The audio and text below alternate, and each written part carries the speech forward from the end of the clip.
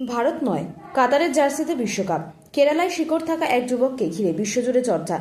ভাবতে পারেন যে দেশের ফুটবল প্রেমীরা এখনো বিশ্বকাপে নিজেদের জাতীয় দলকে দেখতে অপেক্ষা করে, সেই ভারতেই বংশোদ্ভূত এক যুবক আজ খেলছেন ফুটবল বিশ্বের সবচেয়ে বড় মঞ্চ ফিফা বিশ্বকাপে।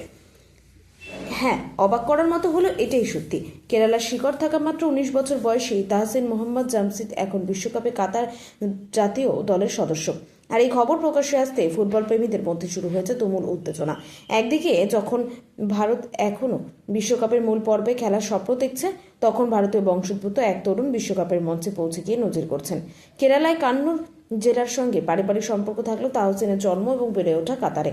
সেখানেই ফুটবলের হাতে খড়ি এবং সেখানেই প্রতিভার বিকাশ, আর সেখান থেকেই বিশ্বকাপের দলের জায়গা।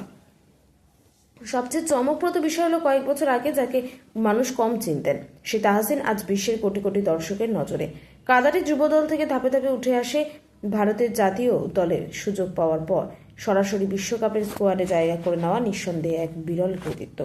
তবে একটি বিষয় পরিষ্কার করে দেওয়া জরুরি যে তাহসিন বংশোদ্ভূত হলেও তিনি ভারতের হয়ে নয়, কাতার জাতীয় দলের হয়েই বিশ্বকাপ খেলছেন। তবুও তার এই সাফল্য ভারতীয় উপমহাদেশের ফুটবল প্রেমীদের কাছে গর্বের বিষয় হয়ে উঠেছে। কেরালার শিকড় থেকে বিশ্বকাপের মঞ্চ, তাহসিন মোহাম্মদের এই উত্থান এখন ফুটবল বিশ্বের অন্যতম আলোচিত গল্প।